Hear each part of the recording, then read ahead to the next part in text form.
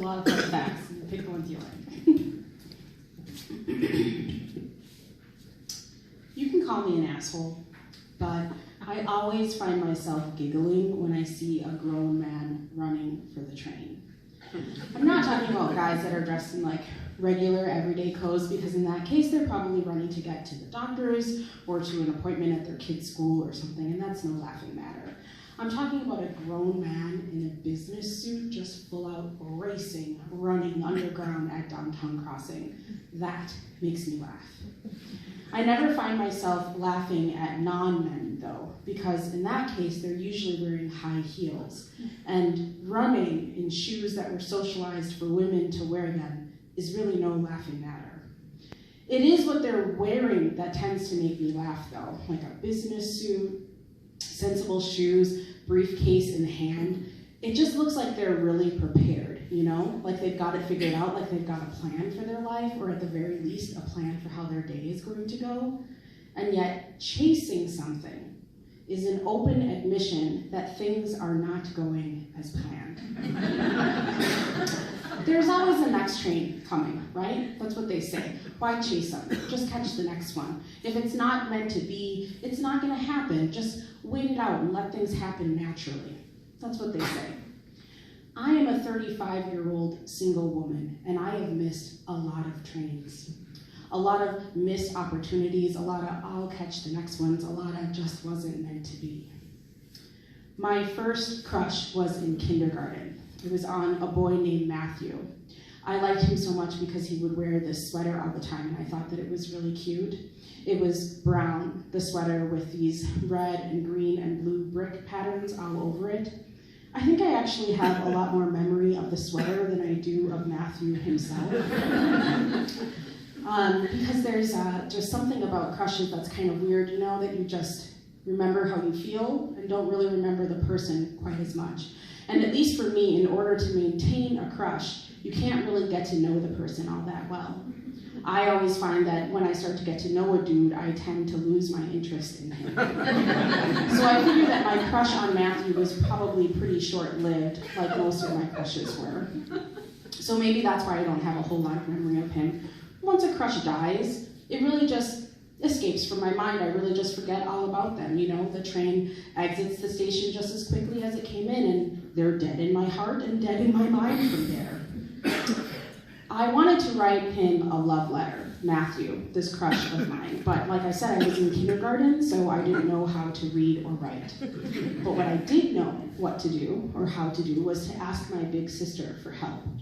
My big sister was already in 2nd grade at that time, so she was well past the age where she could handle the simple task of a love letter, a ode to a sweater, a declaration of feelings that are grown in indoor sandboxes and Lego corners and reading nooks. I'm pretty sure that she said no at first, but I wore it out of her eventually because that letter got written. And once it was in my hot little hand, I marched up to Matthew and I gave it to him.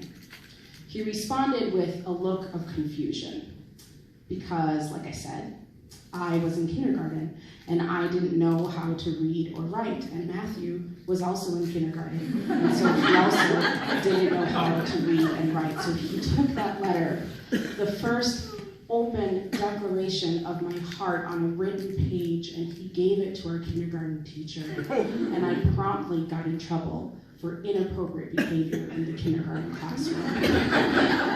Just like that, my first crush died, floated out of my memory, on to the next one. Thank you, next, as Ariana Grande would say. Now, well into my adult life, I can tell you that most of my crushes and much of my dating life has been a lot like that experience. That is, me openly declaring my feelings, him responding with a look of confusion and then walking away, and then me getting in trouble.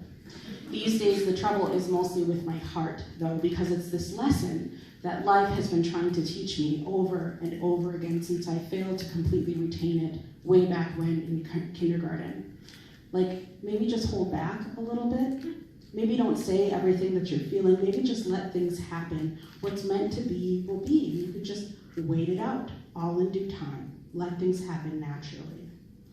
There were probably other signs at that time, like other indications that I was too young to see, like signs that Matthew didn't like my sweaters quite as much as I liked his. But at that time, at that young age, I was a whole lot like who I am today at 35, and that is to say, not patient. Fuck letting things happen. Fuck waiting it out. Fuck natural time. If I want something, I'm gonna go for it. If I feel something, I'm going to say it. But it's taken a lot of rides, long rides on the wrong train for me to get back to this place. Waiting things out was a lot of what I did in the only long-term relationship that I was ever in. We met at a New Year's Eve party when I was a junior in high school and he was a freshman in college. By that time, I was well steeped in this tea of feminine socialization, which is to say that when I first noticed him, and of course noticed his super cute outfit, I made every effort to be near him and say nothing. Create proximity and feign distance. Be coy. And it worked.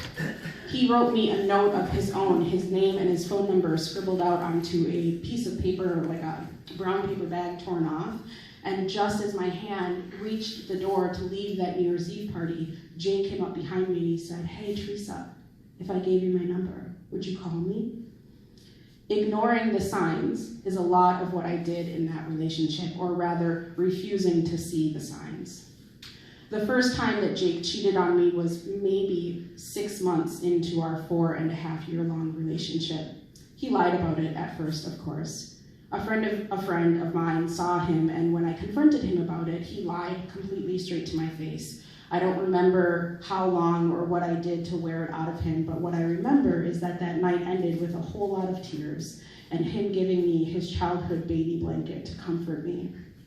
I clutched that blanket as I slept for the next 4 years, nights where he was with other women, nights where he was ignoring my phone calls, nights where I was ignoring what was happening, where I was letting things happen, where I was living this life that I had convinced myself was meant to be, where I was not saying what I felt, not speaking up. My friends would see him out at bars with other women. They would see him walking around the mall holding someone else's hand. They would see him on dance floors kissing somebody else. He would hide photographs of me around his apartment. Like I would go over and I would find the framed pictures of us face down in a drawer, hidden somewhere. He would hide my toothbrush, he would hide my comb. I would come over and I would find the lingerie that he had bought me for Christmas, crumpled up, shoved underneath the bed haphazardly. I would find that there were boxes of condoms that would just disappear. And when I asked him about it, he told me that he loved me and that he just masturbated into those condoms when I wasn't around. I stayed on that train and a lot of time passed. 4 years of time passed.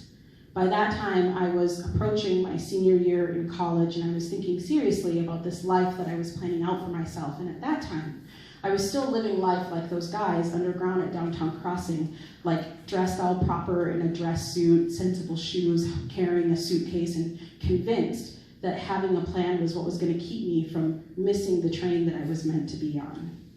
3 of my closest friends and my roommate were all in long-term committed relationships, and everybody was talking about marriage after graduation. One of those friends, her brother was getting married, and they invited me to the bachelorette party. We rented a limo and bar hopped around Green Bay and Appleton, living the best life that northeastern Wisconsin has to offer. I spent a lot of that night half drunk having conversations with the limo driver about Hillary Clinton, who had just released a memoir. And we talked about how crazy it was that she had stayed with Bill for all of these years after all of that betrayal and humiliation, and what it must be like to be cheated on so publicly and have everybody know. But of course I knew exactly what that was like. That night, I laid totally drunk on the hotel floor, completely happy, speaking honestly, kind of tapping into this part of me that had eroded, at least when it came to men, so many years prior. Maybe just say how you feel. Maybe don't just let things happen to you. Maybe speak up a little bit. Maybe don't keep chasing things that have already passed you by. Just before I passed out, I said, "Steph, whatever you do, Don't let me marry Jake. Maybe a week after that bachelorette party, she sent me a card in the mail, and in it she wrote about how sometimes the hardest thing in life is admitting that you're afraid of being alone. Like when you miss a train and you find yourself suddenly the only person standing there on that platform. Maybe a week or two after I got that card, I ended things with Jake. He begged me to stay. He promised he would change. He told me that over the course of our 4.5 years together that he had cheated on me somewhere between 10 and 15 times. I guess he had learned the lesson from me that a renewed sense of honesty was what was going to get me to stay. Eventually, he asked for the promise ring that I'd been wearing for the last 2 years back. And a few months after that, my friend Steph was interning in a youth services program, and she ran into a high school student in town, a senior in high school, and she eventually figured out that that senior was now dating Jake, who by that time had already graduated from college. You know when you're on a fast-moving train and you're staring out the window, and if you get your eyes to focus on one not moving spot, you can watch that spot slowly drift out of your vision? But if you allow yourself to see the bigger picture, everything just gets kind of blurry and you realize that you're not in control of the landscape. There is always another train coming. I guess the real lesson is to know when to get on and when to get off. From Matthew, what I learned is that you can't just go hopping blindly onto the first train that passes by you. And from Jake, I guess what I learned is that I'm in control of when I get off this train. Fuck letting things happen. Trains crash every day, and there's no need to stick around for all of that pain. I think with Jake, I always knew that I was running out of time. Thank you.